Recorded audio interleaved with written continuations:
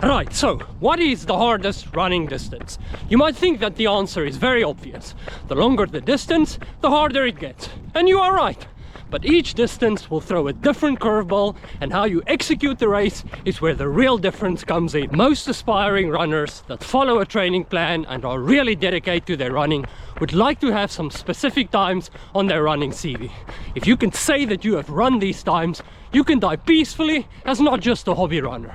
And these times are sub 40 minutes for the 10K, sub 90 minutes for the half marathon, and sub 3 hours for the full marathon. Most of us can't just jump out of bed one morning and go and run these times. You need some dedicated training and real solid legs on race day to get the job done. These times are also strongly connected to each other, because generally they say you cannot run a sub 3 hour marathon if you cannot run sub 40 for the 10K or sub 90 for the half marathon.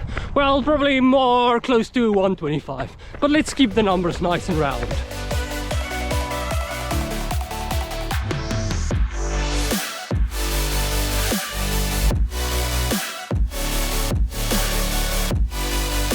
For the 10K, there is no time to mess around. When you're standing on that start line, you better be ready and warmed up and motivated, because when that gun goes off, you need to be that bullet rushing out of the barrel.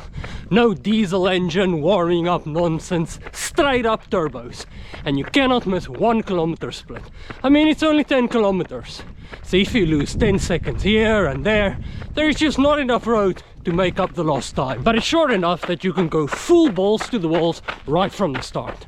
No plan, and just run as hard as you can. Of course, I don't mean Usain Bolt 100-meter speed, but you know what I mean.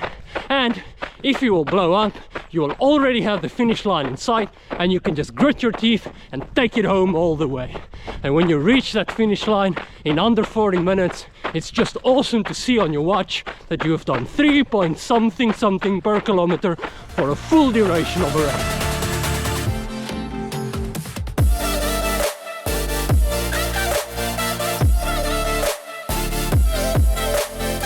For the half marathon, you have to start using your brain a little bit more and have some kind of pacing plan. That blow up can happen way earlier, and you can lose some very precious seconds or even minutes over the last kilometers. So stick to that pace plan, and when you hit the 15-kilometer mark, you can start making some moves if you still have juice left in your legs. The half marathon is a lot of fun, and it's my favorite racing distance. Anything over that is just straight up pain and suffering. It's short enough that you can take some risks and just fight it out and hold on for dear life over those last kilometers when your legs turn into concrete. And then the big daddy of them all, that monster lurking from the well, just waiting to come and get your soul. And you will get your soul almost every single time. The marathon. 42.2 kilometers of pure evil and hell and pain and suffering. This is the only distance that I have not defeated yet. I've run a 3:05 and a 3:03, and this year we roll again to try and get that magical 2 something in front of my marathon time. To conquer the marathon, you obviously need your legs to be very, very ready. But your mind also plays a massive role. You cannot just rock up on race day with the plan, we will see how it goes.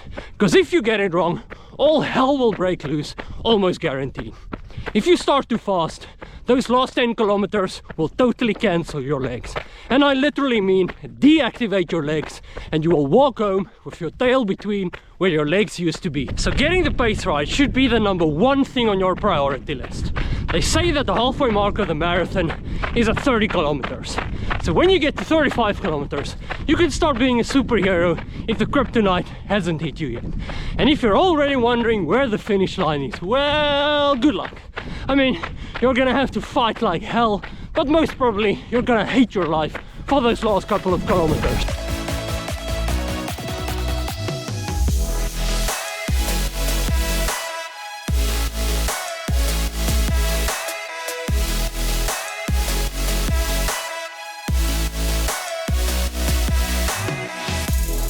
So, if you want to have fun, then do a 10K or a half marathon. But if you really want to test yourself and eat pain for 3, 4 or 5 hours, then take on the marathon. The marathon brings so many different emotions throughout the whole race.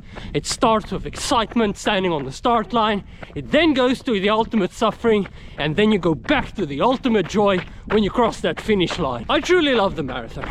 Yes, I also hate it, and it has given me some heavy shots and disappointment, but I still love it. For me, it's still the ultimate test, kind of like you against the world feeling. But as always, just go out and race and go and test yourself. 10k, marathon, slow or fast, it doesn't really matter.